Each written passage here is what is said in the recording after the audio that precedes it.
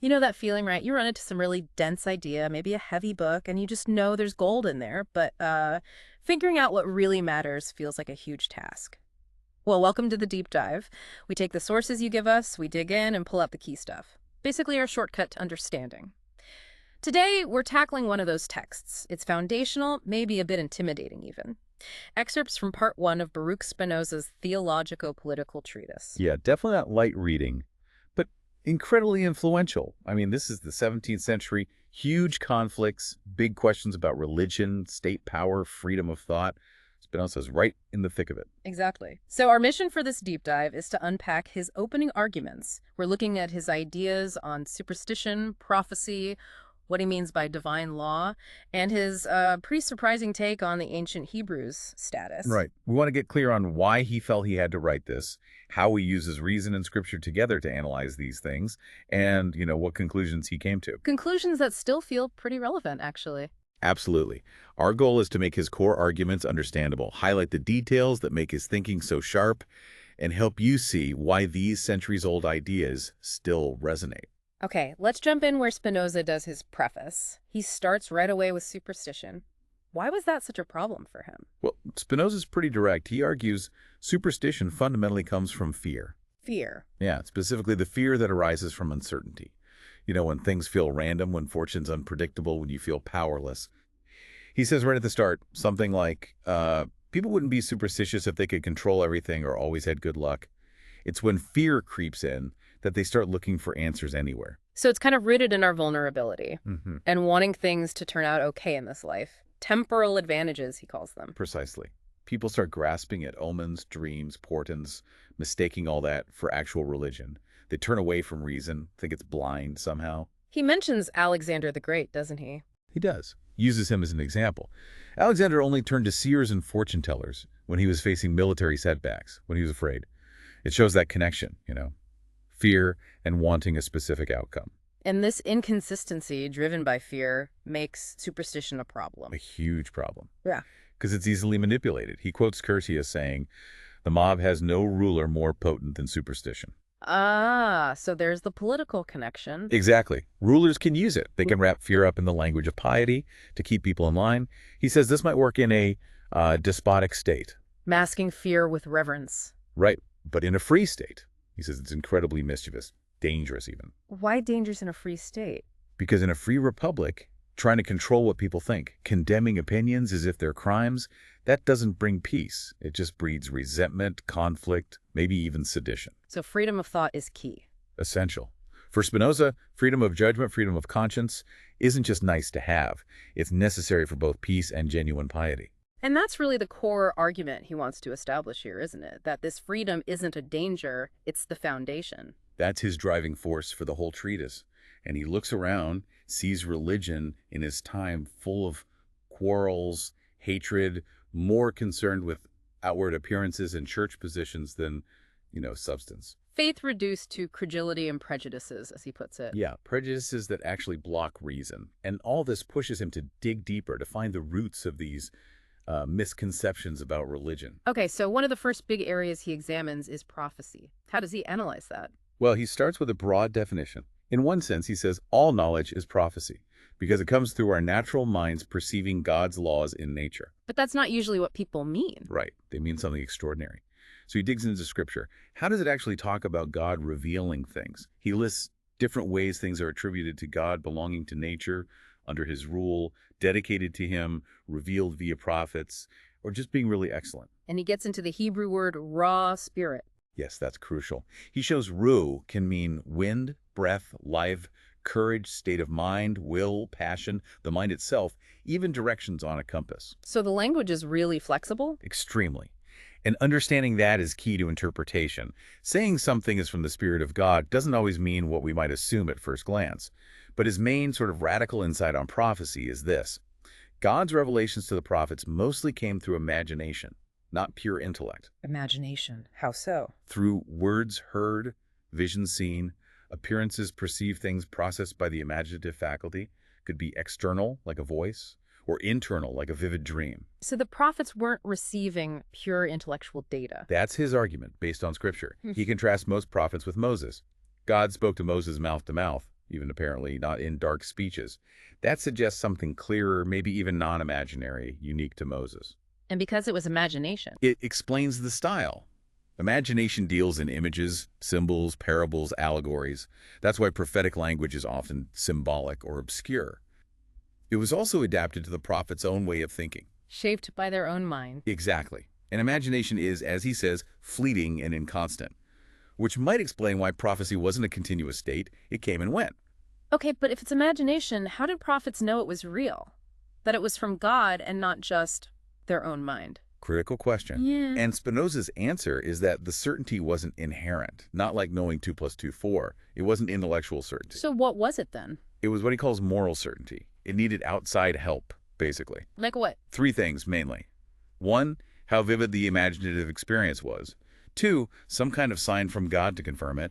And 3, the prophet's own character, their known piety and goodness. So they needed confirmation, like Abraham asking for a sign. Right. Or Moses telling the Israelites to test a prophet by whether their prediction actually happened. It's not absolute proof. Not mathematical certainty. No.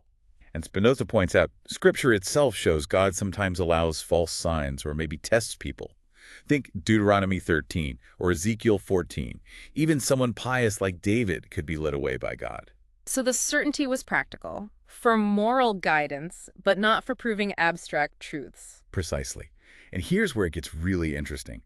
Because revelation came through imagination, it was also shaped by the prophets' existing opinions and their personal temperament. Meaning the prophets could actually be ignorant about things, even while receiving a revelation. Exactly.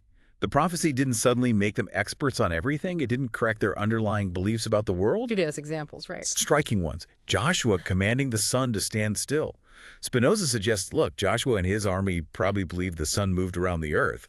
The miracle appeared to them according to that belief, not necessarily according to, Copernican astronomy. Wow. Or the specs for the temple basin having a mathematically slightly off ratio for pi, or Noah thinking the flood wiped out everyone because he didn't know about, say, the Americas. And this applied even to their ideas about God. Yes, that's maybe the most challenging part. He argues prophets often held quite ordinary notions about God.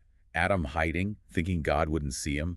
Abraham bargaining over Sodom, as if God's mind wasn't made up or fully known. So Moses. Moses conceived God as eternal, merciful, powerful, the highest God, yes. But maybe not quite the single unique God for all people, in the way later philosophy or theology might define it. And Jonah literally trying to run away from God's presence. So God's communication was accommodated, tailored to their level. That's the idea. Adapted to their limited understanding, which means, importantly, prophets could even hold conflicting opinions on theoretical stuff. Like Ezekiel versus Moses, or Jeremiah versus Paul on sin. Exactly. He points to those rabbinic debates. So the big takeaway for Spinoza is the prophet's authority is primarily in morality and piety, how to live a good life, not in settling speculative debates about physics or metaphysics. He even applies this to Christ's teachings. He does, suggesting Christ sometimes used language about devils or angels, not necessarily to confirm they exist in that way, but because it was a language his listeners understood, to make a moral point about pride or temptation. Okay, so prophecy is imaginative, limited by the prophet, focused on morals. That brings us to the Hebrews, the chosen people. If prophecy isn't this exclusive pipeline to perfect truth, what did being chosen mean? Was that unique or eternal? Spinoza tackles this head-on too. He starts by saying, true happiness isn't about gloating that you have something others don't. That's childish, maybe even malicious. True happiness comes from wisdom, knowing truth, and that's universal.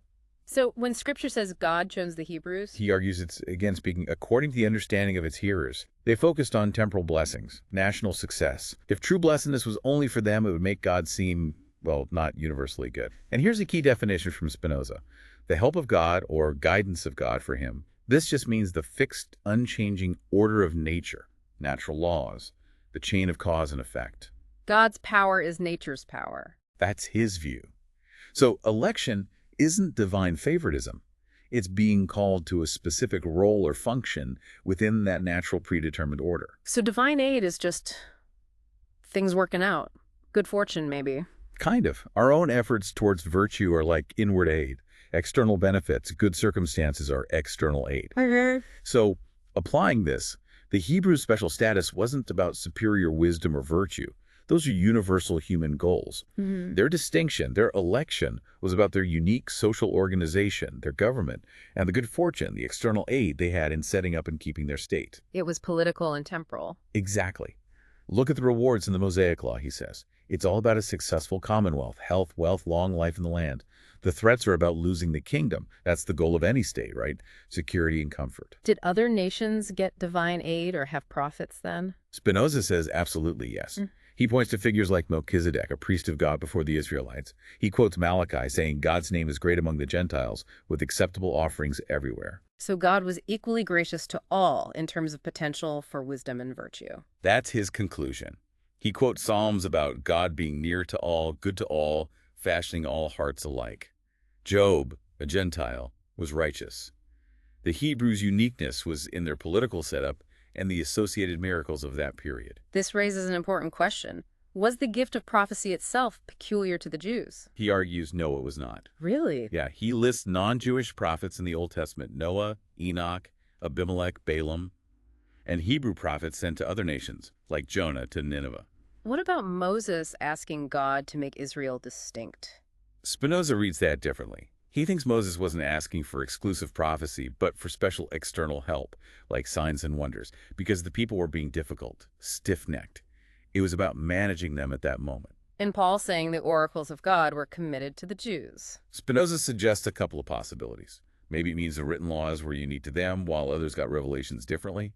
Or Paul was just using language his Jewish audience would accept. Okay, so election was temporal, political, not spiritually exclusive. How does he explain the Jews surviving as a distinct people for centuries after losing their state? That seems to support an eternal election idea, doesn't it? He says there's nothing marvelous in it, actually. No, why not? He puts it down to their separation through distinct practices, especially circumcision. That physical mark set them apart, and crucially, he thinks it drew universal hate on them, which, paradoxically, forced them to stick together to survive. He contrasts Spanish and Portuguese Jews, right? Yes, it's a fascinating historical point.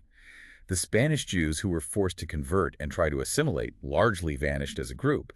The Portuguese Jews, even if they converted outwardly, kept their rights secretly, maintained community ties, and survived as a distinct people. And circumcision was the key. He thinks that visible, physical mark was vital for their preservation. He even speculates they might reestablish their state someday because of this resilience. Compares them to the Chinese, another long-lasting nation kept distinct by specific customs. But the eternal covenant, the one that really counts for salvation, that's the covenant of knowing and loving God, and that's universal, open to everyone in all nations. Which leads us right to his core concept, the divine law. How does he define that, and how is it different from, say, human laws? Right. So law in general for him is just a fixed way things happen, either by natural necessity or human choice. Human law is a set of rules people make up for a specific goal, usually keeping the state secure and making life comfortable. And people obey human laws often out of fear or hope for reward. Often, yes. Yeah. Fear of punishment, hope for some benefit. He actually quotes Paul here, saying just obeying the law out of fear doesn't make you righteous. True justice comes from understanding why the law is necessary and choosing to follow it willingly. Now, divine law is totally different. It's a plan of living which only regards the highest good. And the highest good is? True knowledge of God and love. Simple as that. For Spinoza, our ultimate purpose, our highest perfection, is perfecting our intellect.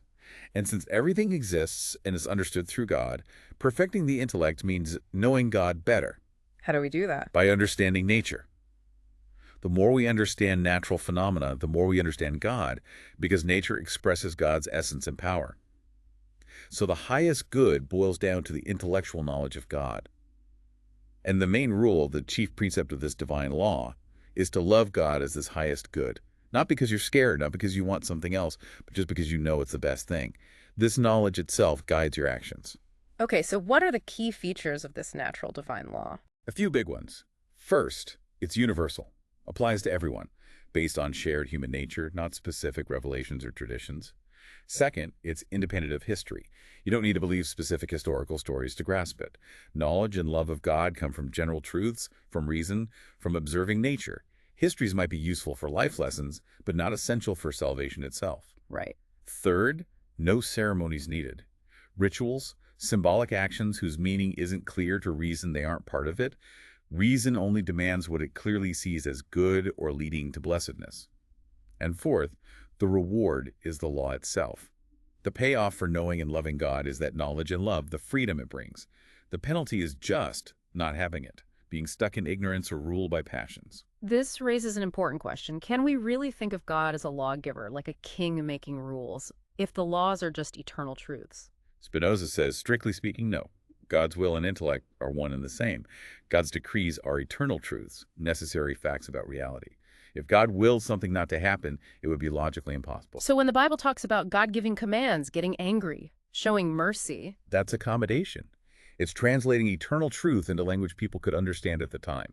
People like Adam, the early Israelites, even many prophets, perceive these truths as commands from a ruler, with rewards and punishments attached, because that's the framework they had. even Christ sometimes spoke that way. Yes, Spinoza argues Christ, despite his deeper understanding, used parables and the language of laws because he was teaching people limited by ignorance. Paul does it too, talking about God's mercy or wrath, accommodating human weakness. But Spinoza also points out that Scripture itself points towards this natural, rational, divine law. He mentions the command to Adam, Solomon's Proverbs linking wisdom directly to fearing God and finding happiness. Paul saying God's nature is visible through reason by looking at creation. So true happiness comes from cultivating our own understanding and virtue, God's internal aid, not just relying on external rules or luck. That's the core message. Okay, universal divine law, reason, knowledge, love of God. No ceremonies, no necessary history. But the Old Testament is packed with ceremonies. How does he square that circle? He draws a very sharp line. Those ceremonial laws, not part of the universal divine law, absolutely distinct. So what were they for? They were specifically for the ancient Hebrew state, tailored for them for that time. Their purpose was entirely temporal, ensuring the physical well-being and the political stability of their kingdom.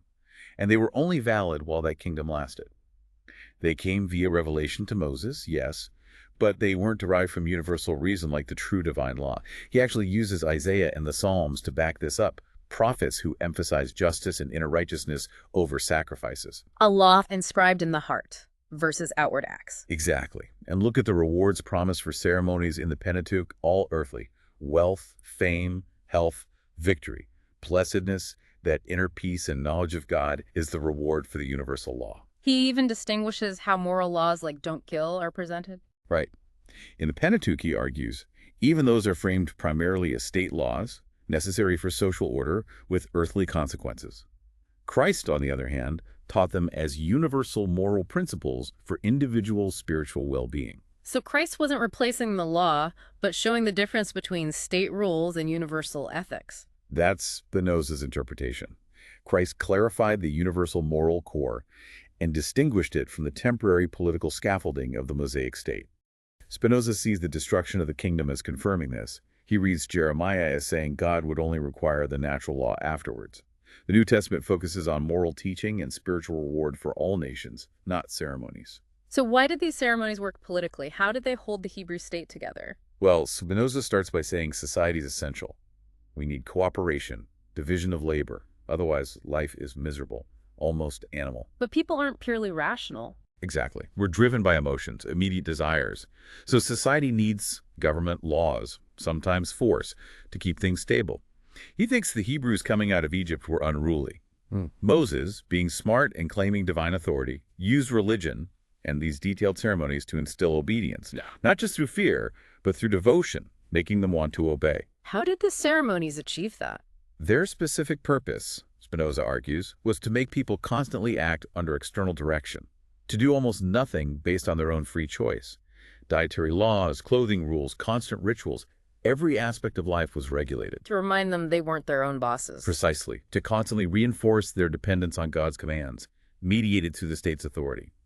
It was about embedding obedience for the sake of political stability. And Christian rites, like baptism. He sees them similarly, if they were instituted by Christ or the apostles, as external signs to maintain the social cohesion of the church community, not as inherently necessary for salvation, and certainly not binding if they put you in danger or were forbidden by the state. This is a radical rereading. Okay, last big piece. If the highest divine law is grasped by reason, independent of history, what's the value of the biblical stories? Do you need to believe them to be saved or blessed? Another area where Spinoza departs from tradition. He says Scripture was written for everyone, including the uneducated masses. So it uses stories, examples, narratives people can relate to. To teach basic truths. Yes, primarily fundamental doctrines like God exists, God oversees the world, providence, and actions have consequences, judgment. Experience and stories can convince people of these things, even if they don't give you a deep philosophical understanding of God's nature. So knowing the main stories helps foster obedience and devotion. Exactly. They're useful tools, especially for the general populace who rely on pastors or teachers. But, and this is the crucial Spinoza move, the literal historical truth of those narratives has nothing to do with the divine law itself. Their value is in the moral lessons, the salutary doctrines they teach. Not in whether the events happened exactly as described. Correct. He even says someone totally ignorant of the Bible stories, but who figures out through reason that God exists and understands the true path to living well, the divine law of reason love, that person is altogether blessed. Even more blessed than someone who just believes the stories without deep understanding, because the first person has true and distinct ideas. Wow. So ignorance of Scripture isn't necessarily a barrier. Not if you have cultivated reason and live according to the true plan of life. Ignorance of both reason and Scripture, though, that leaves you less than human, he says. That really goes against someone like Maimonides, doesn't it? Directly. Maimonides insisted you had to obey because God commanded it through Moses. Spinoza says, no, the path to blessedness, true knowledge, and love of God is open through reason itself, whether you encountered it via Scripture's moral teachings or philosophical inquiry. The ultimate test for Spinoza isn't belief in history, it's your works. The fruits of the Spirit, charity, joy, peace, kindness, etc. If you live that way, he says, whether he be taught by reason only or by the Scripture only, has been in very truth taught by God and is altogether blessed. Wow. Okay, that was a lot. A real whirlwind through some incredibly challenging, thought-provoking stuff from Spinoza. We've seen how he links superstition to fear, how prophecy works through imagination and is limited, how Hebrew election was temporal and political. How the true divine law is universal, rational, about knowing and loving God, separate from ceremonies which serve the ancient state, and how Scripture's narratives teach morals but aren't the only path to truth or blessedness. He really pushes us to make these distinctions, doesn't he? Between temporary politics and eternal truth, between fear-based belief and reasoned understanding. Absolutely. And his whole project, clearing the way for freedom of thought, freedom to philosophize, it just feels so relevant still, with all the debates today about religion, politics, science, and truth. He seems to be carving out distinct roles. Philosophy seeking truth via reason, theology promoting piety and obedience via Scripture, and accessible teachings. Right. Both valid paths, in his view, taught by God in different ways, but operating differently. So what does this deep dive mean for you listening now? Maybe it makes you think about where your own beliefs come from. Are they rooted in fear, tradition, authority, or something deeper, more reasoned? Or maybe it gets you thinking about how different paths, reason and faith, let's say, relate in your own life. Yeah. Or how different traditions might value them. And here's where it gets really interesting. Spinoza basically lands on the idea that true piety isn't about rituals or specific historical beliefs nearly as much as it's about living a life full of, well, goodness. Charity, joy, peace, long-suffering, kindness, goodness, faith, gentleness, chastity. Which leaves us with maybe a final thought to chew on. If Spinoza's right, and the highest reward of the divine law is the law itself, the sheer understanding and love of God, freely chosen, does that change how you think about what it truly means to be blessed? Something to mull over. Thanks for joining us for this deep dive.